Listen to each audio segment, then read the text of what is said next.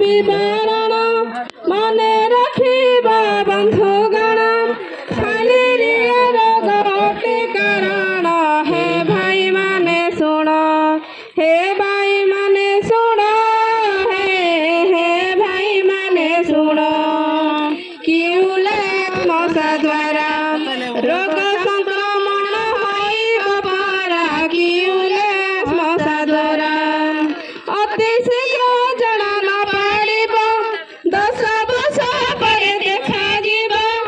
अति शीघ्र जड़ा न पाड़िब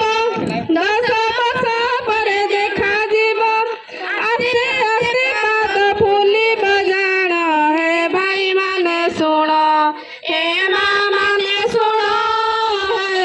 हे भाई माने सुन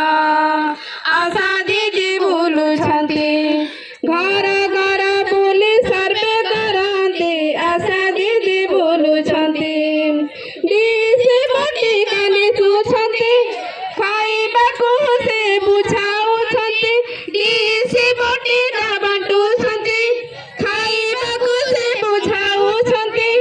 10 रु 19 खाइब जान हे भाई माने सुन हे माँ माने सुन हे भाई माने सुन जदि न खाओ गदर गड़कू रही भय औषध जदि न खाओ कीटाणु जदि देहरे 10 वर्ष पर जना जीव कीटाणु जदि देहे थिब 10 वर्ष पर जना जीव